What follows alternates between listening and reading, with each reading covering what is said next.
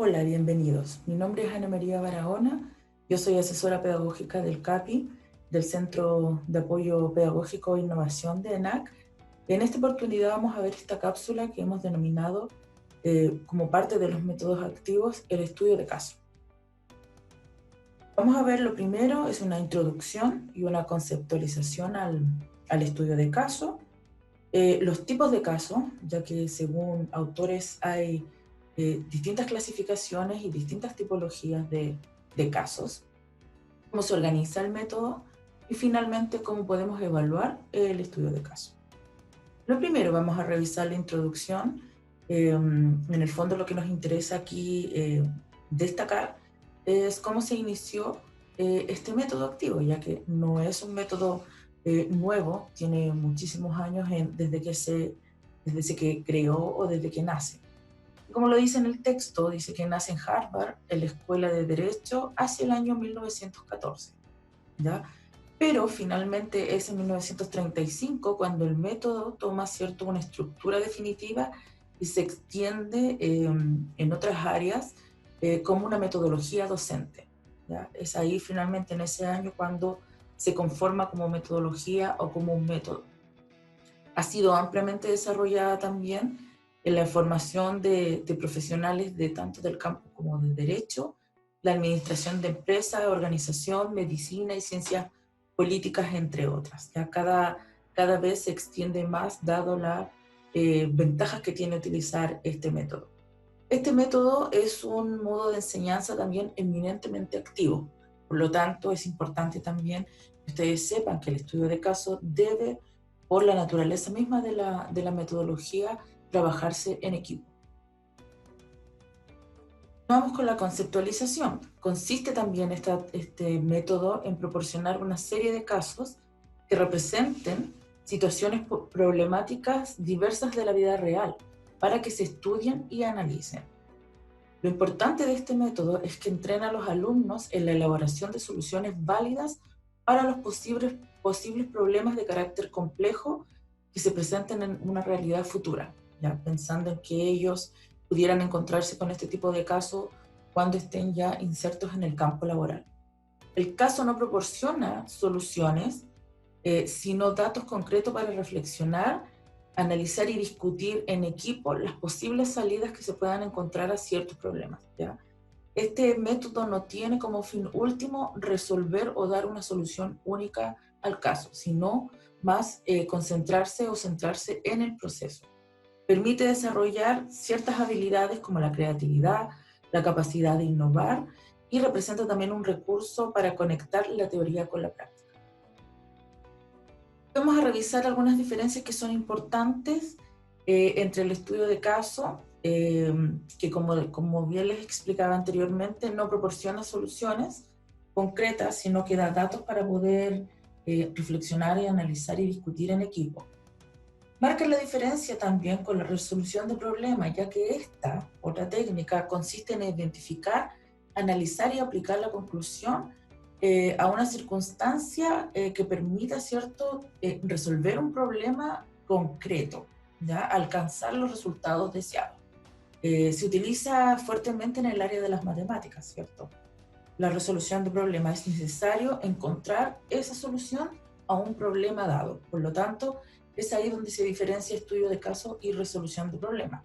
También lo podemos diferenciar con el aprendizaje basado en reto, que suelen a veces confundirse estas tres metodologías o métodos, en que el aprendizaje basado en retos supone también una resolución de un problema real mediante una acción concreta. Es decir, se busca una solución más adecuada para encontrar este problema, pero estrictamente tiene que ser un caso real, ¿sí? O un problema real.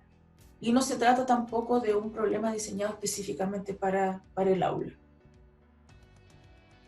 Y vemos que los tres métodos se diferencian porque el primero ponemos énfasis en el proceso, el segundo en el resultado y el tercero en una acción concreta.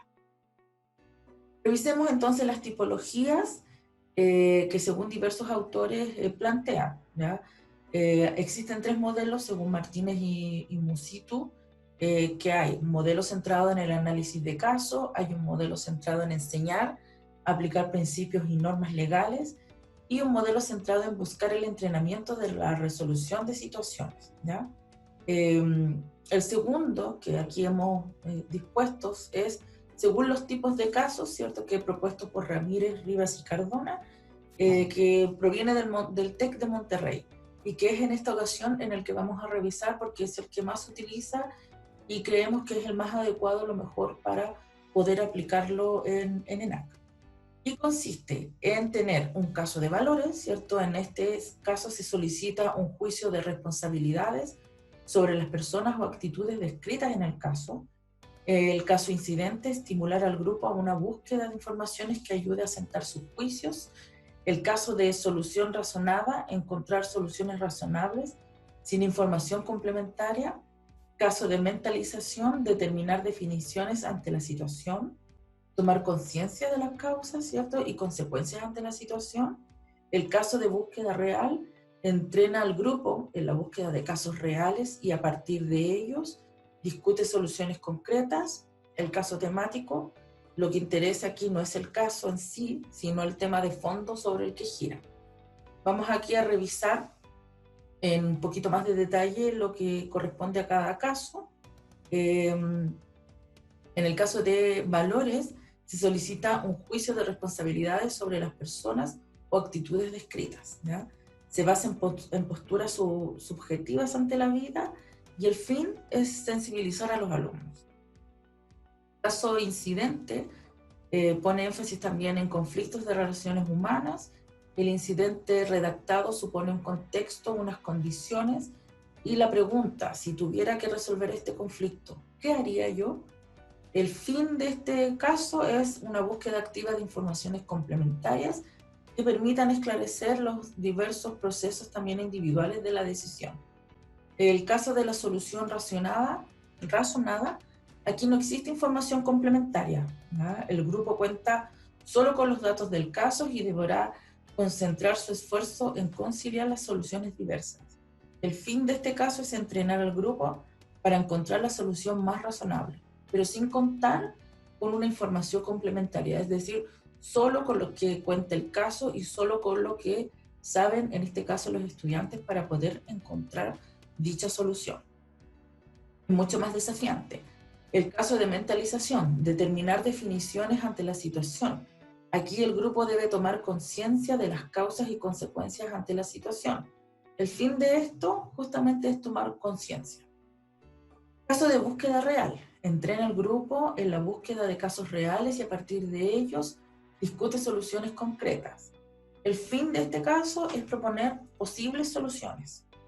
Es en el fondo el que más se utiliza en el ámbito educativo. Y el caso temático, lo que interesa no es el caso en sí, sino el tema de fondo sobre el que gira. El fin último es dialogar sobre un contenido específico. En caso de que quieran a lo mejor profundizar en algún contenido específico, este caso es el más indicado.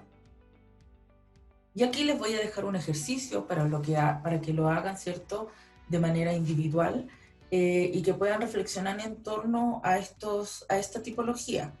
Lo primero que vamos a hacer, como dice aquí la lámina, es un trabajo individual, leer el documento que está anexo y que lo van a encontrar en el aula virtual, leer ese documento porque aparece la tipología que hemos revisado anteriormente, revisen y analicen a modo muy genérico, porque es un primer acercamiento y un primer ejercicio, de cuál de estas tipologías que hemos revisado, de la que proviene el TEC de Monterrey, cuál de las tipologías sería más útil de aplicar según la naturaleza de su carrera o de su asignatura en este caso, o del módulo, o del contenido que estén pasando en ese momento, ¿ya?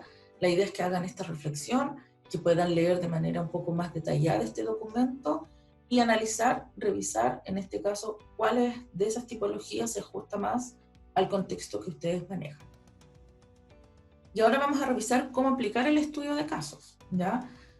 Según nos señala este autor, porque hay muchísimos autores que proponen pasos de cómo aplicar el estudio de casos, algunas son muy complejas, mantienen muchísimos pasos, otras son demasiado simples, que solo en 3 pasos a lo mejor nos indica que podemos desarrollar esta técnica, pero también la más utilizada es la de Stake, que propone en 1998 y que nos dice también que es difícil de estructurar con unos solos pasos delimitados la propuesta, pero también nos dice, por ejemplo, Montero y León en el 2002, que con estas 5 fases podemos lograr también aplicar esta metodología.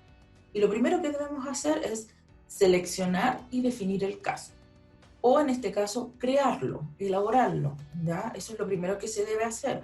Si ustedes a lo mejor tienen una serie de casos, sería interesante analizarlos, ver si cumplen también con los requisitos de un caso, seleccionarlo. En caso de que necesiten algo muy específico, pueden elaborar y redactar el caso para lo que ustedes necesiten. La segunda etapa es elaborar, ¿cierto?, una lista de preguntas, y que las preguntas también tienen que ser, por supuesto, relacionadas con el caso. Evitar preguntas dicotómicas que puedan responderse, por supuesto, con un sí, con un no. Deben ser preguntas que inviten a la reflexión, inviten a buscar una solución, y además que inviten o que desafíen a los alumnos, ¿cierto?, y los motiven para buscar estas soluciones a ese caso dispuesto. El tercer paso es la localización de las fuentes de datos, es decir, esta es la etapa de cómo ustedes como docentes tienen que aplicar el estudio de caso, ya más o menos lo que le corresponde a ustedes realizar como tarea. Pero también ya desde la parte 3 es en el fondo lo que utilizan o lo que realizan también los estudiantes. En este caso también es importante localizar las fuentes de datos, es decir, ustedes tienen a mano también algunas lecturas, datos, etcétera, de lo que deben leer los alumnos para poder solucionar ese caso, ¿ya? El caso que ustedes hayan definido. El cuarto paso es el análisis e interpretación de este caso. Ya es importante también que los alumnos analicen, reflexionen, interpreten datos para poder solucionar o proponer una solución a este caso. Como les decía, no hay una sola solución a dicho caso. Esa es la idea de plantearlo, es el desafío de que no hay solo una respuesta correcta o no hay solo una solución correcta. Pueden haber muchas. Y es la gracia que tiene esta metodología.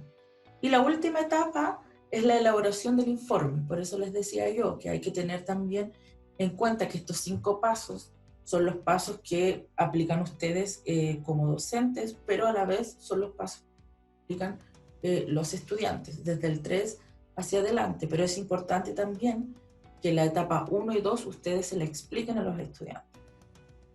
Consejos para redactar un caso. Como les comentaba anteriormente, si no tienen un caso a lo mejor específico que les sirva para determinado módulo o determinada asignatura, es importante redactarlo. A eso aquí les doy algunos sencillos pasos que les pueden servir, unos sencillos consejos para redactar aquel caso. Determinar primero el tipo de caso más adecuado para tu asignatura. Eso es lo primero que debemos hacer. Lo segundo, se recomienda hacer un uso del método narrativo para describir el caso. Debe captar, ¿cierto?, al lector, o en este caso al estudiante, el interés por seguir leyéndolo, ¿ya? Ustedes saben que las primeras frases, si son súper motivadoras, captan la atención y uno tiene interés en seguir leyendo lo que aparece a continuación. Luego, la narración debe tener hitos y momentos críticos durante la narración del problema. Ya deben contener también actores que forman parte de él, de este caso, personas, organizaciones, etc. Recuerden que esto debe ser un caso de la vida real, por lo tanto, si ustedes conocen algún caso y, no sé, quieren omitir, pueden omitir a lo mejor los nombres reales de las personas. Por supuesto, quieren cambiarlo, es importante también redactarlo de aquella manera, ¿sí? Debe presentar también un relato inacabado, es decir, sin solución, dando paso a interrogantes. ¿Ya? Esa es la gracia que debe tener y debemos tener en cuenta ese tipo de caso. Y por último, tener unas preguntas críticas también y que inciten a la reflexión, como les decía anteriormente. Y aquí vamos a describir más o menos por qué es importante que ustedes sepan que esta técnica también implica una cierta cantidad de trabajo antes, durante y después de la aplicación, y también lo que implica el trabajo de los alumnos, ¿ya? Es importante que ustedes le comenten a los alumnos de qué se trata esta técnica. Es importante que ellos sepan cuál es la dinámica de trabajo que se va a dar en este método activo. Entonces, aquí ustedes pueden revisar, ¿cierto?, que el antes de la técnica tienen que elaborar el caso, seleccionarlo si es que ya lo tienen, tener experiencia en manejos de grupos, ¿ya?, de manera activa, porque es importante. Lo mismo los estudiantes deben saber trabajar en equipo, motivar tanto el análisis riguroso como la toma de decisiones, ya que eso es un aspecto fundamental de esta técnica. Proporcionar el caso, analizar, ustedes tienen que dárselo de manera escrita, ya sea por intermedio de una PPT o de un documento en Word, o depende si lo tienen en un Excel, lo que ustedes necesiten, pero es importante que ellos tengan el caso a analizar, ¿no? Si es un video, también compartirles el video. Determinar claramente también el o los problemas que plantea el caso, ¿ya? Facilitar el proceso de estructuración de un caso, análisis de personajes, de la empresa, situaciones, soluciones, etc. Determinar también las posibles alternativas de acción que podrían considerarse. Tomar una decisión ante los hechos y saber justificarla perfectamente. Durante la aplicación del método, formular buenas preguntas, ¿ya?, para ir, además de las preguntas ya planteadas para el caso, formular otras preguntas, cosa de que los alumnos vayan entendiendo y vayan profundizando también en sus reflexiones, ¿ya? A lo mejor están muy perdidos tratando de solucionar el caso porque esas respuestas que están ahí, o sea, esas preguntas que están ahí, no logran ellos darle respuesta, por lo tanto, debieran formular o reformular estas nuevas preguntas. Conceder siempre la palabra a los estudiantes es importante, la participación. Recuerden que este es un método activo, netamente. Hacer que todos participen. Sabemos que es complejo a veces que los estudiantes participen todos, pero hay técnicas y hay dinámicas que permiten esta participación, ¿ya? Evitar, y eso lo pueden poner como una norma de participación, que un estudiante sea inhibido por otro. Es decir, que le digan, no, eso no corresponde, no, tú no participas, ¿ya? Eso debe ser descrito, señalado en los primeros momentos de aplicar esta técnica como norma de participación. Evitar exponer sus propias opiniones. Aquí uno como docente lo que hace es guiar a los estudiantes. La idea es no dar nuestras opiniones personales o nuestras opiniones como profesional, sino que los alumnos busquen sus propias soluciones y tratar también de no contaminarlos a ellos con nuestra opinión e ir dirigiendo quizás demasiado sus posibles soluciones. Utilizar los recursos disponibles, si tienen proyector, pizarrón, etcétera, ya sea en la presencialidad o en el aula virtual. Ocupen los recursos que allí tienen. Y por supuesto, como siempre, es importantísimo gestionar el tiempo. La primera vez que lo apliquen les va a tomar a lo mejor muchísimo más tiempo de lo que ustedes tienen determinado, porque recuerden que como es una técnica netamente activa y que deben trabajar en equipo, organizarse, reflexionar, discutir, no es fácil. Por lo tanto, gestionen bien el tiempo, den tiempo suficiente. Si ustedes consideran que se van a demorar, ejemplo, 6 horas en resolver aquel caso, denle un poco más de tiempo. La primera vez siempre es compleja porque finalmente uno está lidiando con otros problemas al comienzo. Después de aplicar esta técnica, ¿cierto?, hay que sintetizar lo que descubra el grupo, es decir, todas las soluciones posibles, reformular las buenas intervenciones y promover, por supuesto, la reflexión grupal sobre los aprendizajes logrados. El rol del estudiante, que bien es cierto, es importante también, y como les comentaba en un comienzo, ellos deben entender y asimilar el método. No es fácil, por lo tanto es importante que también lo conozcan. Tener conocimientos previos sobre el tema, ¿ya? No es partir de cero. El trabajo se puede dar de manera individual y como equipo, ¿ya? Estas etapas que a lo mejor cada uno debiera tener un rol asignado y trabajar de manera individual, pero netamente es esencial trabajar en equipo. Formular preguntas relevantes para la solución de los casos. Los alumnos deben hacer hacerse esas preguntas. Durante la aplicación deben participar mediante la expresión de sus opiniones, juicios, hechos y posibles soluciones. Escuchar atenta y abiertamente las opiniones de los demás y después llegar a un consenso global, ¿cierto? Reflexionar sobre los aprendizajes logrados. Esta etapa también le llamamos una metacognición. Es importante que también ellos hagan esa metacognición.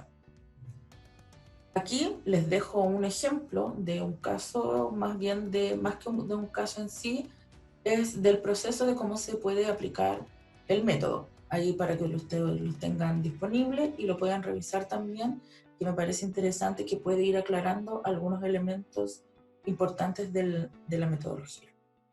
¿Cómo lo podemos implementar en el aula virtual? Lo primero que hay que tomar en cuenta es que hay que seguir la estructura del módulo. En segundo lugar, organizarlo según los pasos dados en la lámina 12. Recuerden que hay 5, por lo tanto, eso ya sea en la presencialidad como en el aula virtual, hay que seguirlos.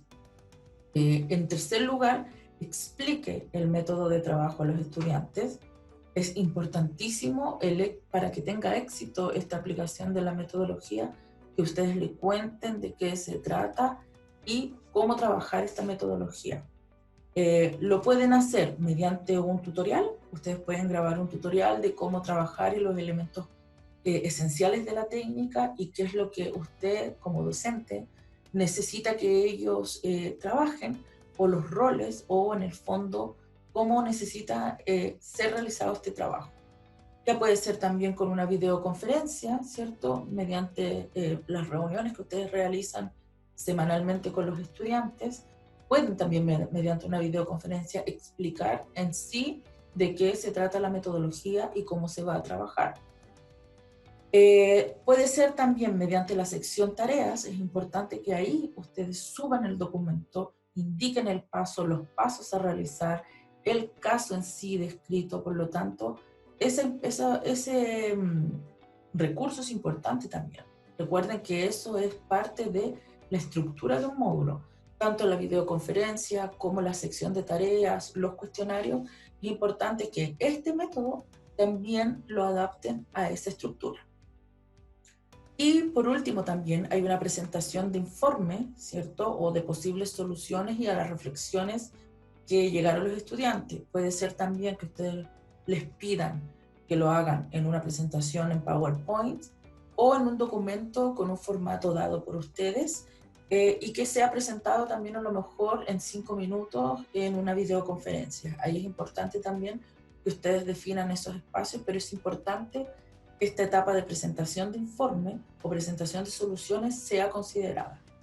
Y por último, el cierre de esta actividad con una videoconferencia, justamente para que se dé el elemento metacognitivo en torno a toda esta organización que ustedes vieron con el estudio de caso. ¿Cómo evaluamos el estudio de caso? Es importante también esta etapa y vamos a refrescar algunos elementos. Recuerden que no hay respuestas correctas e incorrectas. Es necesario conocimiento del alumno, ¿cierto? De los objetivos, de sus limitaciones y de sus logros. Las soluciones, no hay solo una solución, hay varias, por eso es importante redactar muy bien ese caso. El profesor debe indicar qué se va a evaluar, es decir, la participación, el planteamiento de dudas, el aporte de información. Ustedes deben definir esos criterios de evaluación. Es recomendable también para ustedes como docentes elaborar en una planilla que le permita llevar este registro de evaluación, ¿ya? Además del instrumento. ¿Qué vamos a evaluar también? Si bien es cierto, es importante a lo mejor la teoría y la aplicación de esta teoría, en este método es importante evaluar ciertas habilidades, como aquí lo indica, las habilidades de tipo cognitiva, como el análisis, la reflexión, la evaluación de la información, el aprendizaje y la aplicación de nuevos conceptos. El trabajo en equipo, ¿cierto? El intercambio y la colaboración, la flexibilidad, es decir, para tener mente abierta y oído abierto a escuchar otras opiniones muy divergentes quizás a las de uno, acercamiento a la realidad y comprensión de los fenómenos que ustedes le estén planteando. Comprender las necesidades del entorno. Por otra parte, la disposición a la escucha comprensiva, ¿cierto? La motivación, la toma de decisiones, el pensamiento crítico, la identificación y resolución de ciertos problemas, a lo mejor dados en ese mismo caso, comunicación oral y escrita. No, por supuesto, vamos a evaluar todo lo que aquí aparece, pero son algunos elementos importantes a considerar de lo que ustedes pueden evaluar con este método. Aquí a continuación les dejo algunos ejemplos de instrumentos que también los van a tener en un documento, ya que aquí puede haberse a lo mejor muy pequeño y el detalle lo pueden revisar en ese documento que les comento también en el aula virtual. Tenemos ejemplos del estudio de casos, aquí está de caso y el instrumento que utilizaron para evaluar ese caso. Ya si se fijan, son 5 elementos en que el docente en este caso consideró que era importante evaluar. Acá hay otro que es mucho más elaborado, que presenta, ya es una rúbrica que presenta ciertos los criterios y la graduación de lo que se va a evaluar, ¿ya? Hay aquí, por ejemplo, una presentación del caso, alternativas de solución, el dominio del tema, un marco teórico, etcétera. Ahí ustedes tienen que definir estos criterios de evaluación dependiendo de lo que ustedes necesitan evaluar. Hay otra también en relación a la evaluación de un método y es también una rúbrica. Y por último también tenemos aquí un instrumento, pero propiamente tal para hacer una coevaluación, una evaluación entre pares. Recuerden que es importante también ir trabajando estos elementos, que los alumnos aprendan a evaluarse entre sí, que sean críticos con sus trabajos, ya que ese a veces suele ser el gran problema del trabajo en equipo, ¿cierto? Cuando se trabaja en grupo, se reparten las tareas o el trabajo y hay uno que no lo hace, no le pasa nada a ese porque recibe la misma calificación que los otros que hicieron el trabajo. Por lo tanto, comenzar a utilizar la coevaluación es un instrumento a lo mejor de ir mediando la participación también y la responsabilidad de los estudiantes. Y por último, aquí les dejo unas preguntas en el cierre para que reflexionen también y que nos cuenten, a lo mejor en alguna oportunidad que nos encontremos, por qué consideran necesario aplicar este método en su asignatura y qué aprendizaje esperado desarrollarían ustedes con este método. Les dejo también algunas referencias que me parecieron súper interesantes compartirlas con ustedes, ya que ahí se indican algunos casos o cómo redactar casos. Recuerden también que esta metodología se puede aplicar para investigaciones, por lo tanto también el que quiera profundizar puede revisar estas referencias. Hay pautas también para elaboración de estudios de caso, de cierto sector también de las áreas dispuestas que hay para trabajar esto. Y como siempre también les dejamos el correo, nos pueden escribir en caso de dudas, consultas o si quieren un poco más de material complementario, les dejamos también siempre el correo. Y agradecerles también por revisar estas cápsulas y los motivo a que la puedan aplicar si es pertinente este método. Luego.